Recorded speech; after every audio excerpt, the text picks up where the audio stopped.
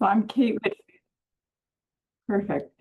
So I'm Kate Whitfield, but I'm going to weave that into the context because I think context also helps in these conversations as we try and sort of share what Ezra and I can bring today. So the topic is shared micromobility services, and we'll give some roots to that, some grounding to that. But first, also for the two of us, because the neat part is Ezra and I work together. I'll go 7 years at a company that doesn't exist anymore in Canada, but we worked together for 7 years. So that company had a whole practice in the States in bike share. At the time, you didn't say scooter share, so in bike share. And then Ezra and I, over our years together, we did studies Quebec City, Halifax, region of Waterloo, Ottawa. There's some more in there too, where we were helping cities with this topic. And it could have been high-level planning. Hey, I think we're gonna introduce this to our city. What do you think? To where should our stations go? To how to do procurement policy, right? How to set this up depending on how it's being provided. And we'll get into that. So Ezra and I have been doing that together for a while. The company we're at's gone in Canada. So now you see Ezra, he'll introduce himself, but just lovely context. He's with the city of Ottawa now. So he's moved on from shared micromobility, even though loves the topic. But I would say what the Canadian that knows the most about the subject. So you have a question, ask Ezra. He can't help it. And then I have my own firm now, a year old in Ottawa, still in engineering and planning. And then right now I'm working at the end of Toronto's bike share growth plan for the next couple of years. So that's what we kind of bring today in big picture context. But also I went to school in Fredericton, so I love I saw Fredericton in there, you know, we as a company have worked in many cities in Canada over the years. So that's why I get excited with some of the location names. So the next slide introduces what a bit of the actual TAC. So Transportation Association of Canada. They have member organizations, which are cities. Then they have pool funded projects, and maybe you've been involved in that through your own municipalities. But this study that TAC put out to get undertaken was the fastest pool funded project TAC had ever asked cities. So cities say, hey, I want this kind of study. We have a topic to talk about. Cities give money to have it happen. Through TAC, we were hired as the consultants and rewrote that study. So when we were prepping for today, you're getting like a flavor of that study that came out February 2025. So I've also cheated. That's the website. That's the location of the document. You could Google it too. It's publicly available. I've just dropped it in the chat there, Kate. Oh, awesome. Yeah. So it's a publicly free document. It's in French and English. But it's also a moment in time because it was Ezra and I talking to cities, regions, agencies, and putting together the subject of where we're at and what we need to move forward in a way. So that's sort of the feeling of that you'll get from the presentation. So Ezra is going to work through that a little bit of again more context, definitions, both in what is the vehicle types to how it can be offered. Because you've probably walked down, maybe, I don't know, every city or town that's here today, but maybe you have it. Maybe a private operator has it in your municipality or wants to come, or maybe you're funding it. So that's the kind of thing Ezra will talk through. And then at the end, I'll come back on, I will unmute and just do a little bit of the TAC organization had a conference just first week of October. And we had a cross Canada check-in. So it was hey, who has some issues lately? So I'm going to bring that back up to sort of say where we're headed and what people are dealing with today, because that's sort of what TAC wants to do, is keep helping cities with this subject. So I don't know, Ezra, if that covered enough of sort of getting us. Oh, that's great. Yeah. So if we could, I think it's the next one just takes us into a bit, and we might speed through parts of it because it just we want to get to end the conversation. But yeah. Thanks, Kate. That's a Lovely introduction. And hi, everybody. It's great to be with you all today. So I'll get us started and just introduce the subject and share some background on the benefits and then get a bit into some of the things we found in the report. So this is kind of a primer to the report that I just shared in the chat. So try to not go read through the report, listen to this, and you'll be able to maybe dabble into the report later if you're still interested in the subject is maybe a good way to go about this. Um, so what is shared micromobility? It is, we often, as you can see the images on the screen here, bike share, e-bikes, e-scooters are really what we typically are thinking about in Canada right now. As part of this project for the Transportation Association of Canada, we really tried to define it and scope it down a little more to what we were looking at. So these are typically what we're looking at is, these fleets of vehicles available for public use for short trips. So this isn't, a long-term rental where someone goes to a store, bike shop and rents it for multiple days. This is about helping people get around the community and kind of trying to solve um, helping with those little short trips, a bike ride, 25, 30 minutes, under an hour. There's payment options for regular and casual users. So, people who live in the community can use it, but also visitors, it's available for them to use. And then a real key thing here is that the ability that people have to end a trip in a different location from where they started. So, not having to bring it back to that original station location. And that's, I think, what makes it different from those bike rental, a typical bike rental or a library program, which, you get the bike from a location, you have to return it there at the end when you're done using it.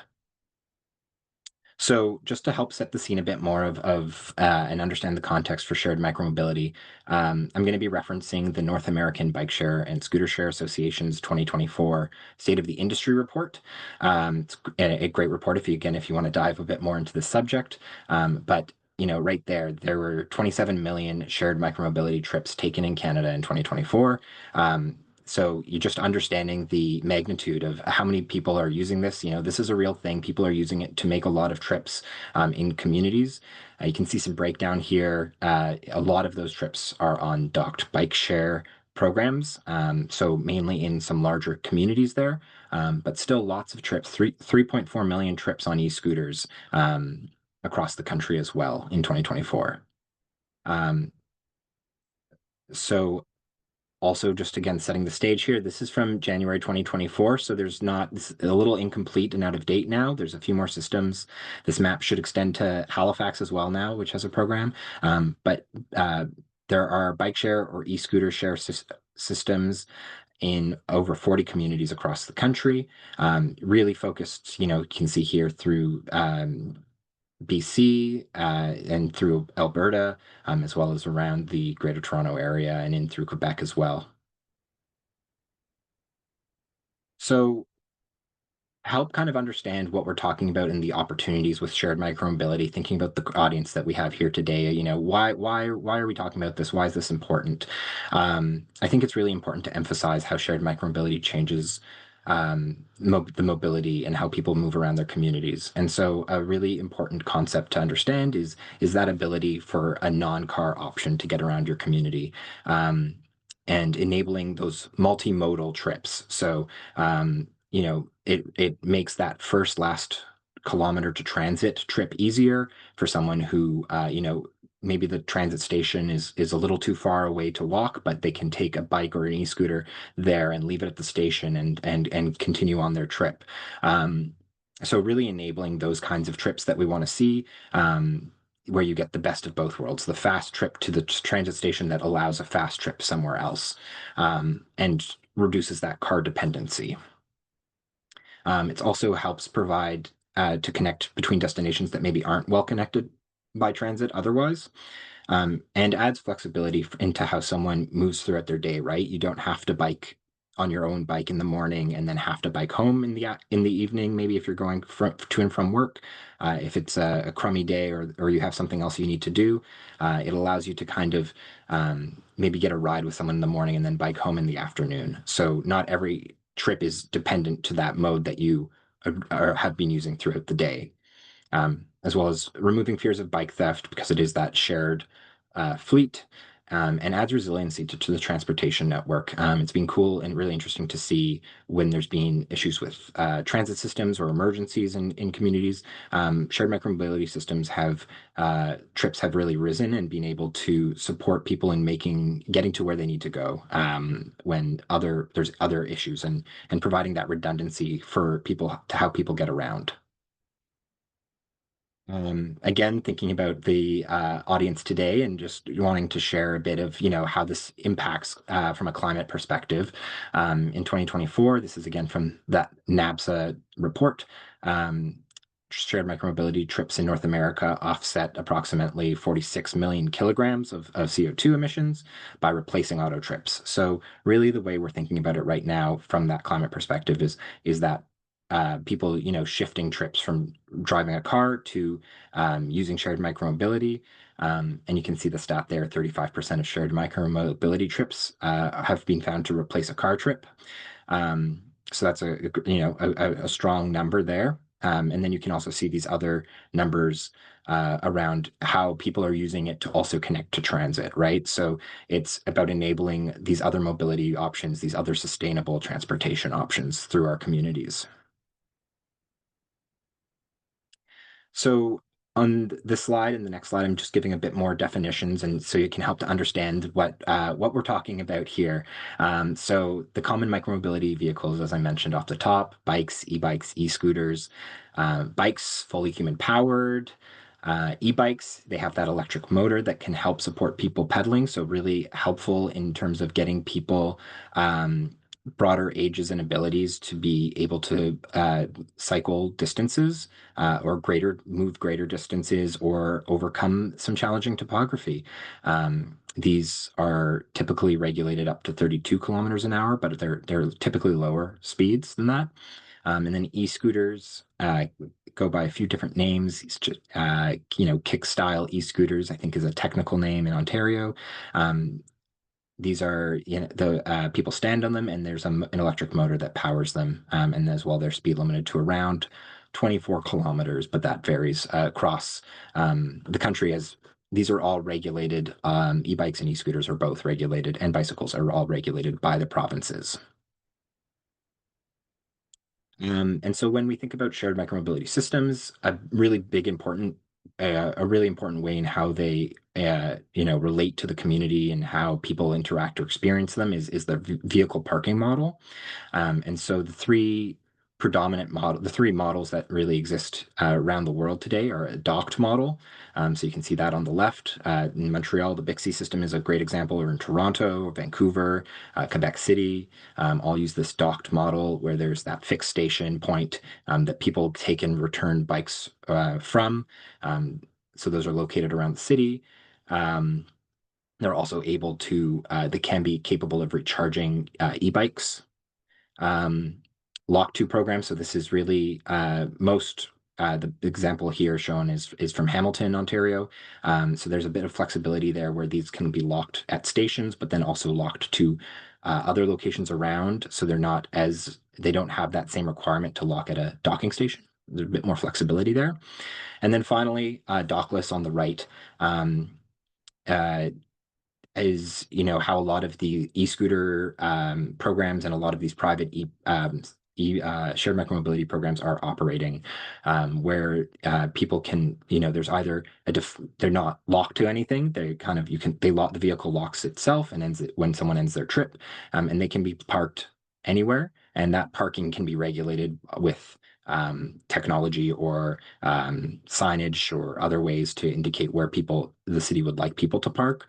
And so that obviously adds a lot of flexibility because a lot less equipment is required to enforce where people are taking trips to and from. So people have a bit more flexibility there, but that also comes with some challenges, like these vehicles being parked on sidewalks or in places where it's actually inconveniencing other people moving around the community. And so there's some pros, cons there, and I think that's a really essential piece to understand, and a thing that I think municipalities are struggling with. Um, and still working on. So the report does delve into that and talks a lot about, that fundamental docked versus dockless model there. The other thing that I want to that I'll come back to and kind of really delve into the report is around the delivery models and how municipalities engage with shared micromobility. And we've in the report explained this kind of as this spectrum. So, no municipality is singularly like within one of these categories, but between open, managed, and publicly backed programs and ways of delivering these shared micromobility. And so the idea here is that these are kind of philosophies or approaches that municipalities have that take. So on the open side of things, it would be very open for business. Seeing this not as a service that the municipality is providing, but something that businesses are interested in providing and enabling those businesses to operate, and a bit more laissez-faire, not trying to get in the way of those businesses, private operators operating e-scooters services in the community. So there's obviously less municipal control with that. And no upfront municipal costs with those programs. Often there's a bit of permitting, so the municipality will get some money from those operators to operate those programs, or to help oversee the operation of those programs and make sure that they're working with um, not overwhelming the cities, or can be responded to where there needs to be collaboration with the municipality. On the other end of the spectrum, those publicly backed systems, it's where cities that really see the need for shared micromobility be provided as this service for the community. They have like specific expectations or needs that they want to see delivered. Whether that's where it's operating, they want to see it through certain communities. They want to try to regulate the price of it. They want to try to integrate it more into their, other transportation systems, public transit, things like that. And there's often much more of a municipal cost to that. Also, I should say, with docked systems where you're seeing those equipment, physical equipment in the being provided, those are more public backed systems because of the cost of having that equipment deployed. Usually it requires municipal funding um, to help pay for that cost and make that happen. So where most municipalities in Canada fall is somewhere in that managed category in the middle. And that's why this is a spectrum. This isn't defined. It's really open to, um, there's municipalities have different ways of engaging, whether that's through a permit system or using a request for proposals to enable operators to apply to operate there, or meet certain requirements to operate there. And those requirements, the number of requirements, the expectations, what the expectations are of the municipality, that can that's that middle ground spectrum of, the municipalities expecting some kind of management, making sure this isn't, the Wild West, or, these businesses aren't just operating anywhere how they want, making sure that it's within some kind of meeting the needs of the municipality as well. But often there's not that same, public control or publicly led program of the publicly backed model. So I can keep going here, but Kate, I saw a couple, I haven't seen the things in the chat, but I don't know if there's a good moment to Yeah. pause here and answer some questions. Yeah, great. There's a question in there. I would do like a tad more, but maybe we just decide on the back end of like the top themes, go really light on that, because it'd be great we're doing fine on time, but I think you do the next one, because this is really important. It's the most basic graph. When Ezra and I when the report was being written, it's an arrow with arrows on it's a line with arrows on each end. But it's so fundamental when we're talking to a city that says, I have these issues or these great things. If they're at one end of it, the things they're facing and their tools to fix it are very different than if they're at the other end. And when I'll have some examples when I come back to the recent conversation in October. But I would just do the next one before you answer that question. Yeah, that's great. Yeah. I'll do the key topics and key takeaways maybe, and I'll just Yeah. kind of go through those quickly. So kind of going back into the report now,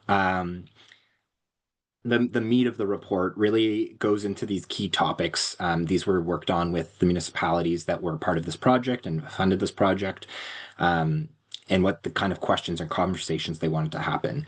And so for each of these topics, the report has a section on observed approaches, so what's happening in Canada or around the world on that, guidance, so any best practice guidance or that speaks to that topic as well is featured there, and then a discussion section, implications and considerations. So what that means, what should we be thinking about based on what we're seeing, what the guidance says, what is a way forward, or what are the challenges that are happening here that municipalities need to be mindful of as they're going about regulating or enabling shared micromobility in their communities. And so these key topics, go the range from, those planning goals of planning level goals and objectives of this program to, to the really nitty gritty, operational parameters and how to do enforcement if people don't comply by the rules um, and things like that. So there's, a wide breadth of topics that are covered in this report.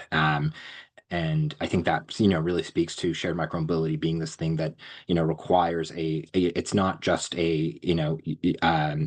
not just your transportation staff working on this, but, legal or operational staff also being involved and thinking about how this has greater impacts or how this serves the community. So in the report, we provide 5 takeaways, kind of the quick kind of things that you can pull from the report and ponder with. So there's, again, lots in the report, but to go through these 5 takeaways kind of quickly, and we can get to some discussion. I think something really important is the delivery models. So those approaches that the municipalities can take are really fundamental to the relationship the municipality has, what type of system they're using, right? So as I mentioned, if you want if the municipality wants that docked style system, you're really looking at having to provide that publicly backed style approach, right? Having public investment in the program. Um, and so yeah, having that public funding. So, this is kind of fundamental to how that relationship with the operator, how it's managed, how the municipality thinks about themselves, and how they're enabling this program.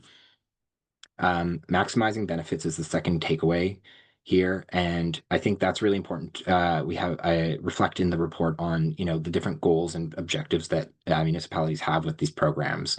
Is it to address to make a more sustainable transportation network, or is it to help serve trips in a certain area, or is it to just provide a fun thing for tourists to use to get around the community?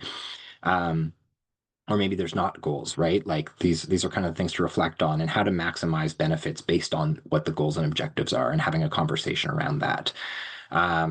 So thinking about ways to enable those benefits to happen, right? Are there regulations? Are there carrots or sticks you can give to the operator to help make those benefits happen, or realize the needs of the community and achieve those better?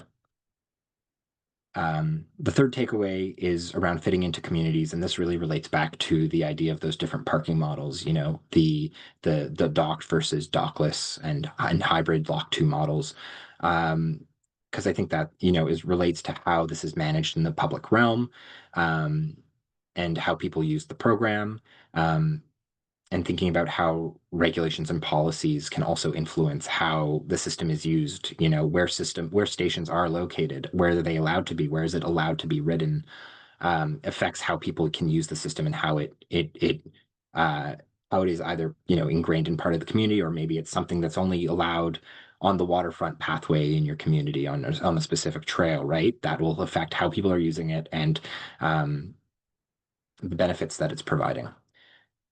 The fourth takeaway here is around regulations and their impacts. So, through the report, we really documented these different ways that municipalities are engaging with private operators, especially on providing regulation and providing regulations on managing the operators, and those have impacts. Examples of like curfews, so not allowing people to use these at night, and the impacts that might have on who can use it and when, and how that impacts the profitability of the system for the operator and keeping them to stay around, because there is that relationship with a private operated business of having to make it so that it's managed and the community feels good about it, but also that the operator is making their profit and is interested in continuing to operate it, or else they will leave. So there's that managing that relationship there, and that's often through the different regulations. So there's some conversation there, and I think that's something to reflect on. And lastly, just future readiness. This isn't something that's going away. It's only increasing, and we're seeing more and more programs across the country pop up every year, and not just in big cities, lots of smaller communities too. And I think this is all enabled through provincial policies. So a lot of things will go back to working with other policymakers at different levels of government. There's going to be different forms of micromobility coming up. So thinking, right now we're talking about bikes and e-scooters, but that's going to change over time. And how do we, more at a provincial or policymaker level, but how do we manage those different new kinds of vehicles in our communities? And then, of course, I think really importantly here, can't be understated enough, is that to enable and make this, all happen successfully, that we really need to continue to think about how we design our streets to accommodate this increased number of micromobility users, right? So having streets that are designed to be safe and attractive and welcoming for people to walk and bike through their communities is really what's going to make that change and make people want to switch to this from driving a car as a way to move around their community. So with that, I will pass it over to you, Kate, to give a little update. Yeah, so there's some really good questions, Ezra, in the chat. So maybe you read them while I just do that, and I can tie a bit of the answers in, and then you fill in the rest. So as I mentioned, TAC had a conference, Quebec City, first week of October. So what we did is we had a call out to the membership. So every city in Canada that's a member of TAC, there's a lot of people there at that conference. We had a call out to have a conversation about shared micromobility and what things were on people's mind. And we also called the event what's needed for the next level, right? To move beyond what we're doing right now and how it's helping cities or what issues they're having. So I just picked the three that the cities identified and wanted to talk about. So the first one, I call it experiences of more recent systems because it was really interesting. I tried to find the newest in Canada that were willing to speak at the conference. And I didn't say, give me all your data, because it might have been only 4 months ago, right? If I really truly got a recent system. So I ended up getting Ajax in Ontario, Vaughan, and Brampton. Now, yes, all Ontario, yes, all GTA, but still some interesting context. So Brampton, it's not actually a new system. It's more that they were a pilot and they're working on how they're changing their implementation. The biggest takeaway that I'll just cite here had to do with they couldn't believe how it was helping with transit gaps. So for them, it was where they had less transit service, and they were finding data that it was helping with that gap. So that was one takeaway. For Vaughan, they had a system much more where they were requiring data from the provider, and they were deliberate, and Ezra can define exactly their level of managed, but closer to the public, like the public role. They kept a role for themselves in its implementation. They too talked about the support of doing the shared micromobility system in support of transit. And then the third city, Ajax, who kept sort of pointing out smaller municipalities, smaller amount of funding available, and their system was only a few months old, and just learning about what they were doing around. And all municipalities would have made a decision around going e-bike and e-scooter or just e-scooters. That's an element that's happening too. So I found, well, Ezra was talking, I'll just do it really quickly. I couldn't get Halifax in the room that day, but they had sent me some information on their new system, right? Because that was missing from our map and the report because they hadn't started yet. So the system launched May 2025. It's e-scooter and e-bike system, dockless, designated parking areas. And the ridership to date actually is, I'll just pick from May to August, 10,000 e-bike rides, 62,000 e-scooter rides. So just like the use in the e-scooter versus e-bike is really interesting because a municipality would have made a decision around the inclusion of scooters or not. So that was one sort of theme, was around the experience of the newer systems. Then we had some older systems talk about regional and transit integration. So Calgary is actually one of the longer systems that have existed. And if I can do this note right, they had an issue of frequency of transit. So less about a gap in service, it was frequency. And they were actually, because of their management relationship to the shared micromobility, they were actually able to do action to help with passes to help get people onto shared micromobility to fill the frequency gap of an area of the city. So I can get more information if someone finds that relevant, but that was super. They were using shared micromobility to support a transit investment. Then the regional system one is Ottawa does struggle with its application of shared micromobility as a city that I live in and that I love. So they recently did a study with Gatineau and Ottawa, so trying to actually go across municipal boundary, in this case provincial too. And then a big theme in that one is support for first last mile of transit. Now I promised I'd look at a little bit of the questions, and then we always get this one about small town rural. So Ezra will do that a little bit because there was quite a lot of smaller town ones in that slide. So I'll promise we'll do that. But the last one on here has to do with electrification because we were talking about next level. So the subjects with electrification both have to do with the recharging. So Toronto, for example, is looking into how to get more stations that can charge the bike. It's called organic charging instead of swapping batteries.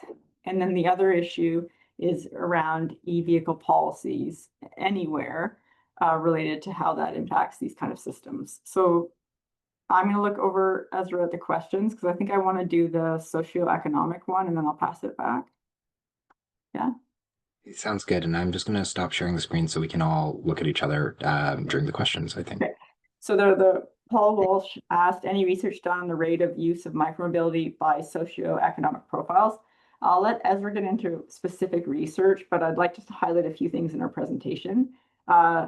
In some cases, it has to do with if your system was intended for tourism, right? It has less of a municipalities sort of emphasis on different socioeconomic groups if your system is tied to just tourism. And then when we looked at that open versus managed, the more managed systems, the more publicly funded, have more ability, authority, avenue to require some kind of policies related to more diverse populations. So then they can have a pass of a different price or require access differently. I kind of start that way. Ezra, you might answer that one differently. Yeah, I think that the North American Bike Share Scooter Share Association, NAPSA, their report every year has demographics on who is using shared micromobility. And it's always skewed typically wealthier white male, kind of mid 30s, 20s, 30s year olds, is kind of the biggest